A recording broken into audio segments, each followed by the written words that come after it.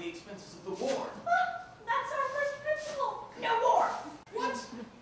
And the safety of the city? We will provide for that. You will. Yes, we. Sorry, business. We're going to save you whether you like it or not. Oh! The impudence of the creatures! Oh, you seem annoyed, but it has to be done, nevertheless. But it's the very height of iniquity. We're going to save you, my good man. But what if I don't want to be saved? Why, all the more reason. What a silly notion to concern yourselves with questions of peace and war. We'll explain our idea. Fine. That really quick, then. Silence and never move, please. Oh, this is too much for me. I cannot keep my temper. Then look out for yourself. You will have more to fear than we have. Stop your croaking, you old crow.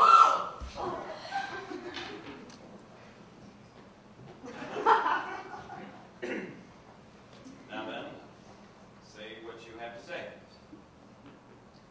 Willingly. All the long while the war has lasted, we have endured in modest silence. All you men did, you never allowed us to open our lips. And we were far from satisfied because we knew how things were going. Often, in our homes, we would hear you discussing upside down and inside out some important turn of affairs. Then, with sad hearts but smiling lips, we would ask you, well, in today's assembly, did they vote peace? But, mind your own business, the husband would growl. Hold your tongue, and we would say no more. I would never have my tongue then, not I. You would have been reduced to silence by blows then. Well, for my part, I would say no more. But it would come to my attention that you have just made some fresh decision more fatally foolish than ever. My good man, I would say, what madness next? But he would only look at me askance and say, just weave your web, please, else your cheeks will smart for hours. War's men's business. Bravo. Well said indeed. How now, wretched man? Not to let us contend with your follies was bad enough, but presently we heard you out in the open market asking, is there never a man left in Athens? And no, not one you were sure to reply. That was when we made our own common cause to save Greece. Hold your tongue and open your ears to our wise counsels, and we may yet put things on a better footing. You put things indeed. Oh, this is too much. The insolence of the creature. Oh, he's still. May I die 1,000 deaths ere I obey one who wears a veil. Well, if that's all that troubles you, then here, take my veil, wrap it around your head, and hold your tongue. Grab a basket, carved wool, much beads. Put in a girdle. We'll make more women's business. Friends, lay aside your burdens. We will guard and protect them. Oh, good gallant Lysistrata and all my friends, be ever like a bundle of nettles, and never let anger slacken, for winds of fortune blow our way. May the sweet Cyprian queen shower our breasts and thighs with seductive charms, if only we may stir in the men so amorous a feeling that they stand as firm as sticks. We will indeed deserve the name peacemakers among the Greeks. And how will that be, pray? In the first place, we shall not see you running about the marketplace, lance in fist. And now we see them mixed up with saucepans and kitchen stuff, arms to the teeth and looking like wild Corybantes. Yes, of course, that's what brave men should do. But what a funny sight to see a man wearing a Gorgon's bead buckler and coming along to buy fish. The other day in market, I saw a flyer with flowing ringlets. He was pouring broth into his helmet that he had just bought at an old Dave Still. There's a Thracian warrior that you brandishing his lance like terrorists at the play. He had scared a good woman selling figs into a perfect panic and was gobbling up her ripest fruit. And how, pray, would you propose to restore peace and order to all the countries of Greece? It's the easiest thing in all the world. Well, come, tell us how. I'm curious to know.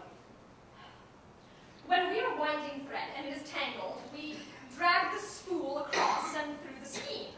Now this way, now that way. Even so, to finish the war, we must send embassies hither and thither to distangle matters.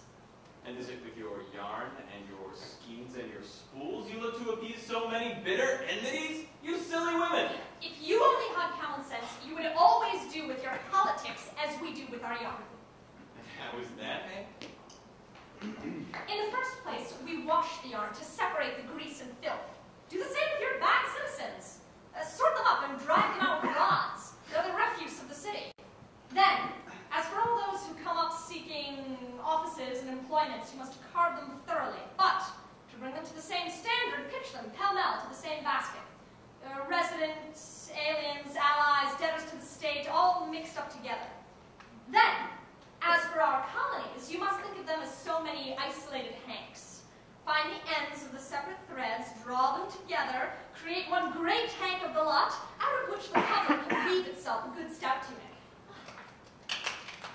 Is it not a sin and a shame to see them carding and winding and weaving the state? Those women who have neither art nor part in the burdens of the war. How now, wretched man? What, the war is a far heavier burden on us than it is to you. In the first place, we bear sons that go to fight far away from Athens. Enough said. Do not recall sad and sorry memories. In the second place, instead of enjoying the pleasures of love and making the best of our youth and beauty, we're left to languish, far from our husbands, who are all away with the army. Oh, but say no more of ourselves. What afflicts me is to see our girls growing old in lonely grief. But don't the men grow old too? It's not the same thing. When the soldier returns from the wars, even though he has gray hair, he very soon finds himself a young bride. A woman has only one summer. If she does not make hay while the sun shines, no one again will have anything to say to her, and she spends her days consulting oracles which never send her husband. But the old man can still get an erection.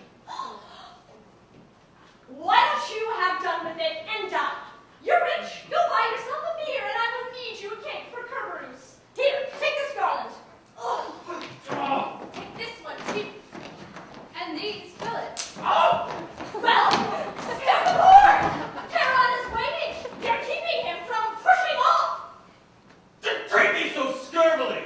What an insult! I'll go show myself to my fellow magistrates just as I am. What? Are you accusing us of not offering you up according to custom?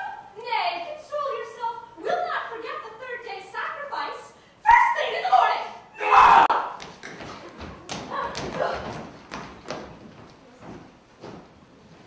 Awake, friends of freedom. Let us hold ourselves high, ready to act. I suspect mighty peril. I foresee the journey like Cyprius. I am so more afraid of the Laconian symbol here. Lysistrata have by some stratagem or stirred up these women, enemies of the gods, in order to seize the funds and the treasure whereby I live. Is it not a sin and a shame for them to interfere in advising the citizens? To prate of shields and lances, and to ally themselves with the Laconians. Fellows I would trust no more than I would so many famished wolves. The whole thing, my friends, is an attempt to re-establish tyranny. But I will not submit. I will be on my guard for the future. I will always carry a blade hidden under myrtle boughs. I will post myself in the public square, under arms, shoulder to shoulder with Aristophanes. And now, to make a start, I must first just break a few of that old jade's teeth yonder.